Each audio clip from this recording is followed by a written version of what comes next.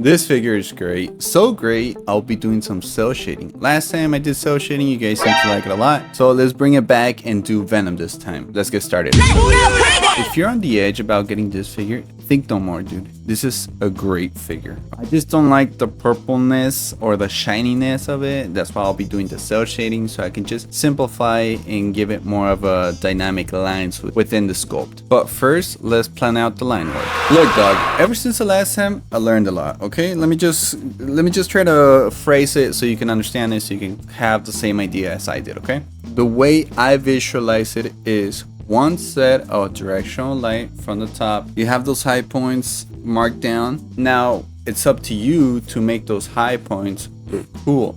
And that's kind of like what they did with the original artwork, you know. That's why they have all sorts of crazy lines. And you can use those as reference to copy the patterns, either if you want to do the cross hatching like Jim Lee, or if you just want to do one linear squiggly line. Also, I decided to darken the figure just a little bit more, just because, I don't know, man, it's a lot of purple, and I like my purple to be a little bit more subtle within the paintwork.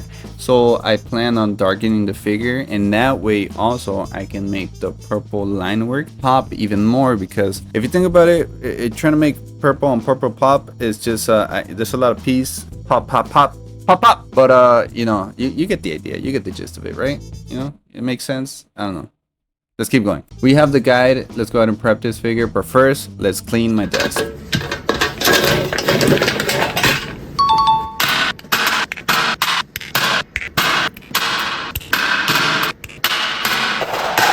So here I have it silly puttied up. Basically, I'm covering the white, you know, because I don't want to paint that white. I'll be darkening with the airbrush just because I want to give it a bit of a darker tone so I can paint the lines on top of that. But this also works as a guide if you do want to just paint the Venom black.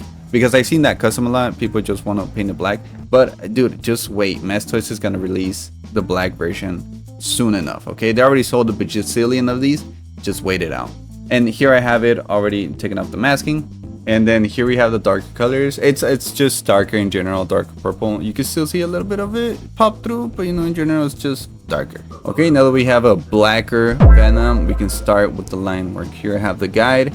Basically, I'll be sort of following this and using these two combination of colors. I use these two in particular because one has the thickness that I want when it comes to the paint, and the other one has the pigmentation that I need. So these two, it's a pretty good mix. And your boy has a discount code for you, 5% off, I believe, Papitoloco on Money Minute Hobbies for the PRO-ACRYLics. I'll leave the link in the bio so you can get some yourself. I do plan on getting some myself as well, because I do need a little bit more. And if you do, just know that your boy gets a little bit of that money, you know. But thank you. Stop sign. Let's stop sign. So one major thing that helped me out with this project is, in comparison to like the Spider-Man when I did it, you know, when I did that, is that Venom, the musculature and the anatomy, dude, they went balls to the walls with these striations and the muscles and all that stuff. I mean, it makes sense because they're working off something new that they made, and not the original, like the Rebel Tech Spider-Man body. And anatomy wise, this helps a lot, you know, because he has a lot of grooves, a lot of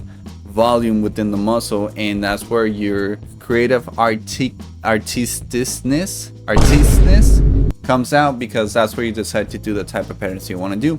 If you want to go for like the Jim Lee, or if you want to go for like the cross hatching and all that stuff, you have a big canvas to work off. But also take into account this: the bigger the canvas, the more the mistakes are noticeable. So you really want to be careful in that aspect. You know, you want to be subtle to a certain extent. Matter of fact, if you plan on doing this, dude, I highly recommend you visualize it, you plan it out, see where I fucked up even, and try to make a better job out of it, and use my mistakes or things that you may see as mistakes as a reference to do a better job. You know, like, oh, maybe this line doesn't make a whole lot of sense, you know, I could do this better. Do that, dude. And then here we have the comparison of the painted and unpainted line work. I forgot to record some of the legs, but I'll show you the last bit of it. And this one, I feel like it was a little bit of a different process. In the legs particularly, they are muscular, but I didn't do like the high points. I did like the darker values, which looked cool. It looks cool.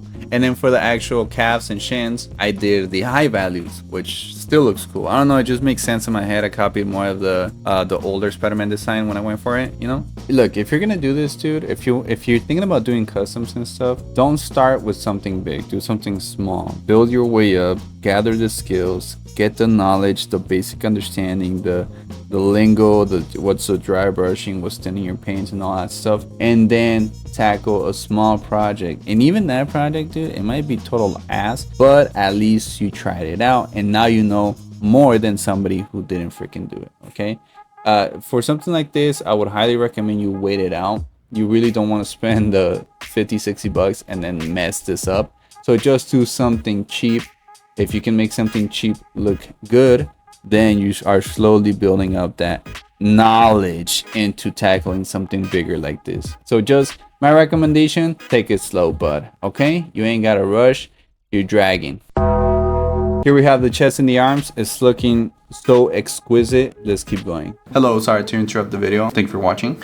If you like this type of content, make sure to like, subscribe, comment, a salute emoji, just so I know you're watching. Also, I have a Etsy and a Patreon in which you can get access to my hand sculpts via physical prints or via files. Link in bio. Let's keep going with the video. What I assembled here is the paint is holding up pretty well, pretty awesome. The legs as well, doesn't seem to have any rub. I did a really hard gloss finish. I'm happy about that. I just gotta finish up the head and do the rest of the hands.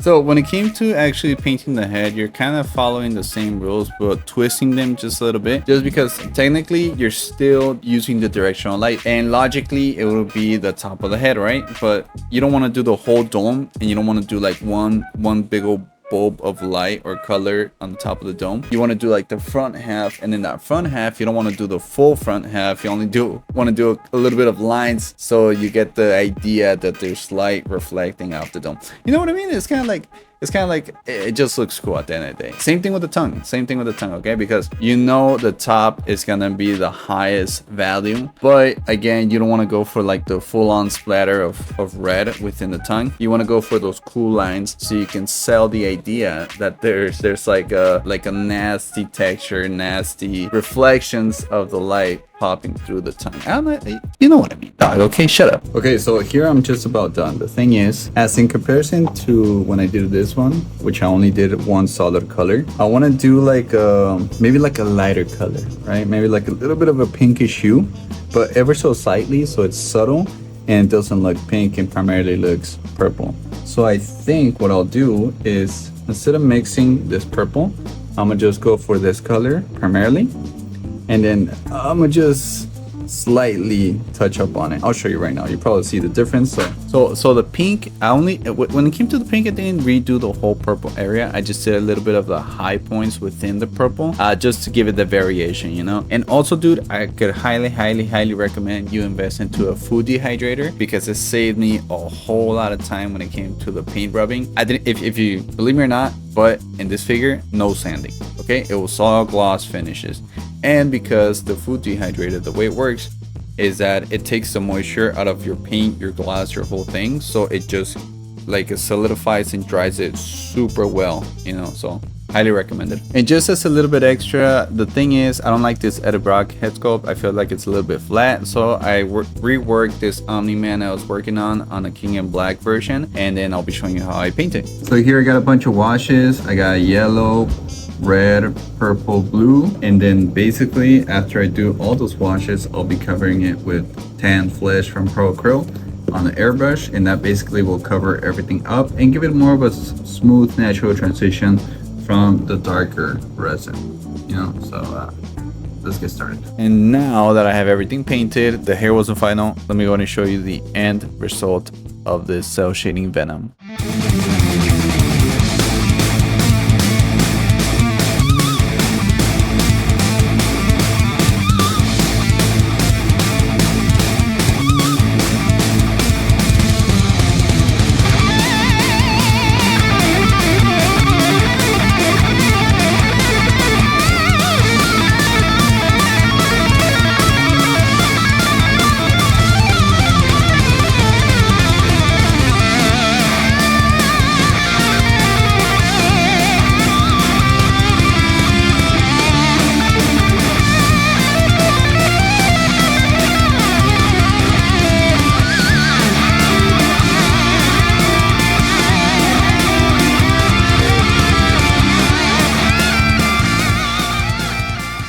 yeah, that's been basically the whole video. Let me know if you like it. Let me know what you think of the cell shading. I liked it a lot. This time around it was a lot simpler, a lot more straightforward than the blue one for sure.